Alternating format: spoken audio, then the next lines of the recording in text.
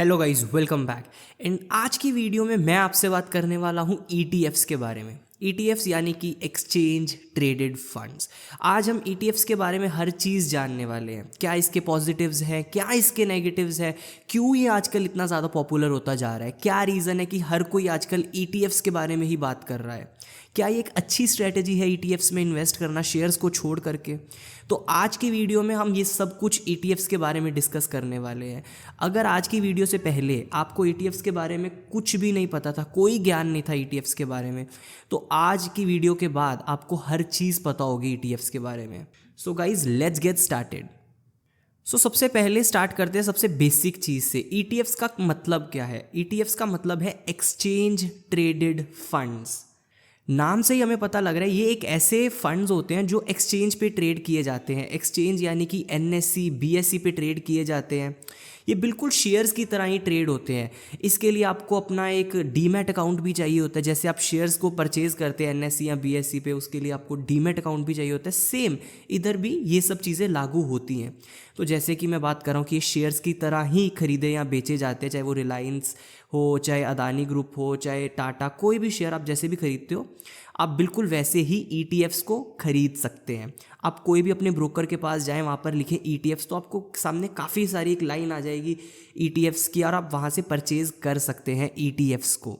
तो बिल्कुल वैसे ही वहाँ पर भी आपको ब्रोकरेज देना पड़ेगा, एसटीटी देना पड़ेगा, ट्रांजैक्शन कॉस्ट देनी पड़ेगी। हर चीज़ की वहाँ पर भी एक सेम चार्जेस रहेंगे इसको खरीदने पर भी।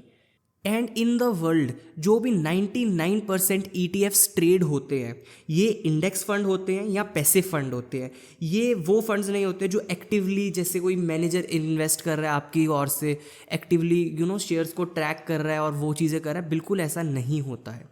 इससे कहने का मेरा मतलब है कि जो इंडेक्स फंड या पैसिव फंड से मेरा कहने का मतलब ये है कि ये जस्ट एक इंडेक्स को फॉलो करते हैं। जैसे निफ्टी 50, तो ऐसे निफ्टी 50 का ईटीएफ आता है कि इंडेक्स तो बना हुआ है ऑलरेडी, इसकी कैलकुलेशन हो रखी है। अब इंडेक्स ये जो फंड मैनेजर है, इसको आँख बंद करके निफ्टी की रेशो में ही शेयर्स को उठाना है। वो कुछ मैनुअली ऐसा कुछ नहीं कर रहा है, राइट। जैसे कि आप एग्जांपल ले सकते हैं ऑटो ईटीएफ का। ऑटो ईटीएफ में क्या होंगे कि ऑटो सेक्टर के सारे बड़े शेयर्स होंगे, राइट। तो वो मैन्युअली ट्रैक नहीं कर रहे हैं, वहाँ पर एक मैनुअल पर्सन नहीं चाहिए कि वो देख रहा है कि ओके ये शेयर गिर चुका है, हमें यहाँ से पैसा निकाल करके इधर रखना चाहिए, या ये मिड कैप है, ये लार्ज कैप है। ऐसा कुछ भी नहीं है।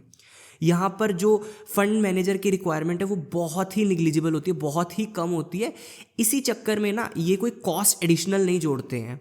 बहुत ही कम कॉस्ट रहती है ईटीएफ को ऑपरेट करने की, because of the same reason कि ये कोई मैनेजर इनको नहीं चाहिए बहुत पढ़ा लिखा है या जिसको काफ़ी नॉलेज है, कोई बहुत अच्छी स्ट्रैटेजी नहीं चाहिए इनको। ये डायरेक्ट इंडेक्स फंड को कॉपी करते हुए अपना पोर्टफोलियो बना लेते हैं। जैसे कि निफ्टी 50 में जो से 50 शेयर्स हैं, तो निफ्टी 50 का फॉर्मूला देखते हैं कि किस किस रेशो में वो शेयर्स परचेज करेंगे कि वो सेम निफ्टी 50 को मिमिक करेंगे। तो वैसे ही रिलायंस खरीद लेते हैं, जैसे 12% का रिलायंस वेटेज रखता है निफ्टी में। ये मैं एग्जांपल के तौर पे बता रहा हूँ। तो वो अपने पे भी जो 100 रुपये हैं वो 12 रुपये रिलायंस में लगा देंगे, 8 रुपये एचडीएफसी में लगा देंगे। तो इस तरह से वो निफ्टी को मिमिक कर लेते हैं। तो ईटीएफ में एक ना छोटा सा नेगेटिव पॉइंट हमेशा ही रहता है। ये हमेशा चीज़ मुझे बहुत ज़्यादा सताती है ईटीएफ्स के बारे में। जब भी मैं ईटीएफ में इन्वेस्ट करता हूँ तो मैं इस पैरामीटर को बड़े ही ध्यान से देखता हूँ, बड़े गौर से चेक करता हूँ कि मुझे ये चीज़ फ्यूचर में प्रॉब्लम ना आए। वो प्रॉब्लम क्या है कि जैसे हम शेयर्स को सेल करते हैं तो हमें सामने एक बायर भी चाहिए। जैसे मैंने अभी बताया था, ये बिल्कुल शेयर्स की तरह ही ट्रीट किया जाता है ईटीएफ्स को, राइट। तो हम एक्सचेंज पर जाते हैं, हम अपना सेल ऑर्डर प्लेस करते हैं, राइट। तो उसके बाद हमें एक बायर चाहिए। अगर बायर नहीं है तो आप किसको बेचोगे? जैसा कि म्यूचुअल फंड्स में होता है। म्यूचुअल फंड में तो हम जैसे म्यूचुअल फंड को पैसा दिया तो वो तो शेयर्स बेच ही देते हैं। वो उनकी ड्यूटी है कि वो कैसे बायर को बनाएं, कैसे बायर लेकर के आएँ, वो उनकी ड्यूटी, आपकी ड्यूटी नहीं है इसमें। म्यूचुअल फंड अगर आपने खरीद लिया, आप रिक्वेस्ट डालोगे कि मुझे अपने पैसे निकलवाने हैं, तो वो डायरेक्ट आपके पैसे निकाल करके आपको दे देते हैं विद इन कुछ टाइम में, 2 दिन 3 दिन में, राइट। तो वो उनकी सिरदर्दी है, वो बायर कहाँ से लेकर के आए। बट इसमें आपको खुद से बायर देखना पड़ता है कि बायर है या नहीं है सामने। अगर आप बहुत बड़ी क्वांटिटी में ट्रेड कर रहे हैं तो आप ये चीज़ हमेशा मेक श्योर करें कि जो भी ईटीएफ आप परचेज कर रहे हैं वो हाईली लिक्विड हो, उसमें काफ़ी ज़्यादा अच्छे वॉल्यूम्स होते हो डेली के बेसिस पे। बिकॉज अगर कोई भी ETF अगर आप चूज़ करते हो उसमें अंदर वॉल्यूम्स नहीं है, अगर आपको फ्यूचर में एग्जिट करना है वहाँ से तो एग्जिट कर पाना मुश्किल रहेगा। मे बी शायद आपको फ्यूचर में एवरेजिंग करनी है कि यार ओके मार्केट गिर रही है, ETFs काफ़ी ज़्यादा चीप प्राइस पे है, तो आपका मन है कि यार ओके मैं थोड़ा सा और पैसा डालता हूँ और ख़रीद लेता हूँ, मुझे अच्छा लग रहा है, मुझे लग रहा है कन्विक्शन है कि ये फ्यूचर में बढ़ेगा। आप खरीद ही नहीं पा रहे हो जब आपके पास पैसा भी है, मार्केट में डिप भी है, कोई बेचने कोई रेडी नहीं है। तो इस चक्कर में वॉल्यूम्स हमेशा देख करके आप परचेज करें, लिक्विडिटी देख करके लें कि इसमें एनफ लिक्विडिटी हमेशा ही रहे। वैसे तो आजकल जैसे ETFs का ये जो टॉपिक है काफ़ी पॉपुलर होता जा रहा है, काफ़ी सारे जो मेजर ETFs हैं उनमें वॉल्यूम का इशू अब की डेट में नहीं रहा, पहले बहुत ज़्यादा इशू रहता था, बट अब ये जो वॉल्यूम का इशू है वो चला गया है, बिकॉज कि अब काफ़ी सारे बंदे एक्टिव हो रहे हैं। बट अभी भी काफ़ी सारे ऐसे ETFs है जो इलिक्विड है। इलिक्विड शायद नॉर्मल इंसान के लिए ना हो, शायद आपकी कैपिटल बहुत ज़्यादा बड़ी हो तो उसके लिए इलिक्विड तब भी हो सकते हैं। मेरा आपका है कि आपको एक बार बता दूँ हर पैरामीटर, राइट। मुझे पर्सनली ऐसा लगता है कि ETF की डिमांड अभी बढ़ तो रही है, अभी और बढ़ती जाएगी फ्यूचर में, तो शायद ये सब चीज़ों की दिक्कत फ्यूचर में इतनी ज़्यादा नहीं रहेंगी, वॉल्यूम्स अभी और पिक करेंगी ETF सेक्टर में। तो गाइज ये था ETFs का नेगेटिव, जो मुझे ऐसा लगता है कि ETF में एक थोड़ा नेगेटिव पॉइंट है। तो अब ETF का एक पॉजिटिव पॉइंट भी मैं आपको बता देता हूँ।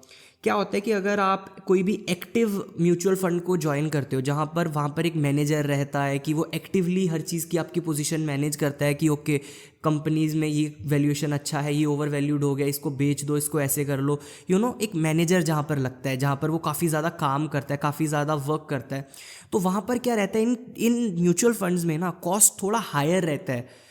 ETFs में क्या होता है, ये मोस्टली पैसिव रहते हैं कि यहाँ पर इंडेक्स को ही कॉपी करना होता है, तो वहाँ पर इतनी बड़ी टीम नहीं लगती है, तो वहाँ पर इनका ना कॉस्ट एक थोड़ा कम रहता है। या तो आप इसको पॉजिटिव पॉइंट में लेकर देख सकते हो कि ओके कॉस्ट कम आ रही है, या तो ये एक नेगेटिव पॉइंट हो सकता है। अगर तो मैनेजर बहुत ही अच्छा है किसी म्यूचुअल फंड में तो ये उसके हिसाब से तो नेगेटिव पॉइंट हो सकता है, because he can obviously generate that much alpha that is extra consuming. But अगर हम इसकी बात करें कि मैनेजर इतना अच्छा नहीं, कुछ खास परफॉर्म नहीं कर पा रहा है, जस्ट वो मैनेज कर पा रहा है सेम रिटर्न्स जो इंडेक्स दे रहा है, तो फिर हम एक्स्ट्रा चार्जेस क्यों पे कर रहे हैं मैनेजर के, राइट। तो वो डिपेंड करता है mutual fund house to ETF कौन सा आप चूज़ कर रहे हो, उन दोनों चीज़ों पर डिपेंड करता है। हाँ, एक और चीज़, जब कभी भी आप ETF को परचेज़ करने वाले होते हो तो वहाँ पर एक छोटी सी चीज़ कभी भी देखना मत भूलना। लेट्स से अगर कोई भी आपका ETF आप परचेज़ करने वाले हो, जैसे उसका वैल्यू है 100 रुपीज़, और उसके अंदर अगर आप इक्विवेलेंट शेयर परचेज़ करते हो वो इंडेक्स के, वो आप मे बी परचेज़ कर सकते हो 90 में, तो ये 10 रुपीज़ का डिफरेंस क्यों है? ये 10 रुपीज़ का difference purely demand and supply के कारण आ रहा है उस ETF में। मेरा मतलब है कि जैसे कोई भी ETF की प्राइस वैल्यू है 100 रुपीज़ और उसके इक्विवेलेंट शेयर्स अगर आप परचेज़ करने जाओगे मार्केट में, मे बी वो 110 हो सकता है, आपको शायद ETF सस्ता मिल रहा हो। ये इसीलिए होता है बिकॉज कि ये बिल्कुल शेयर्स की तरह ट्रेड किया जाता है, जैसे मैं पहले बता रहा था। तो यहाँ पर डिमांड एंड सप्लाई का काफ़ी ज़्यादा गेम रहता है। हाँ, with in over the time ये चीज़ कम हो जाती है या कभी बढ़ जाती है कुछ पीरियड के लिए, तो आप ये चीज़ को हमेशा चेक करें। तो अब आपका क्वेश्चन होगा कि ये चीज़ चेक कहाँ से करें? कोई भी अगर आपको म्यूचुअल फंड के बारे में ETF के बारे में जानना है तो आप NSE की वेबसाइट पर जाएंगे और वहाँ पर आप अपना जो भी आप ETF परचेज़ कर रहे हैं वहाँ पर सर्च करेंगे, देख लेंगे कि आपका ETF कौन सा है, उसको क्लिक करेंगे ना तो वहाँ पर एक ऑप्शन आता है, जैसा कि आप देख सकते हैं स्क्रीन पे, आपको एक INAV करके एक वहाँ पर वो दिखेगा ऑप्शन, तो आप इस चीज़ को ज़रूर चेक कर ले INAV। तो यहाँ पर आपको अगर INAV के पास मिल रहा है आपका शेयर 1% के अराउंड, तो इसका मतलब है वो जो फेयर वैल्यू के अराउंड ही चल रहा है शेयर, मतलब that is a good time to buy. हाँ, बट अगर 1% से ज़्यादा, जैसे 5 या 10% का डिफरेंस आ रहा है ओरिजिनल प्राइस से INAV से, तो वहाँ पर आप अभी वेट कर सकते हैं। इसका मतलब अभी राइट टाइम नहीं है परचेज़ करने का। मे बी अंडर वैल्यूड है तो शायद आप कर सकते हैं, बट ओवर वैल्यूड है तो अभी टाइम थोड़ा दें उसको, वो अपने आप उसके आसपास आ जाएगा कुछ टाइम में। ये भी थोड़ा जस्ट डिमांड एंड सप्लाई का गेम है, वो जब भी ख़त्म होगी तो आपका वो चीज़ आपको ट्रू वैल्यू पर आपके दिख जाएगा। और अगर आप इसी वेबसाइट पे तो एक बार वॉल्यूम्स भी यहीं से आप चेक कर सकते हैं कि वॉल्यूम्स कितनी है शेयर में। जैसे मैं अर्लियर बता रहा था ना कि एक ETF में वॉल्यूम्स देखना भी बहुत ज़रूरी है, कितना ज़्यादा ट्रेड किया जा रहा है, तो वो आप यहीं NSE की वेबसाइट से ही देख सकते हैं। सो गाइज़, आई होप ये आपको वीडियो अच्छी लगी होगी, आपको ETFs के बारे में जानने के लिए सब कुछ पता लग गया होगा। Thank you guys for watching.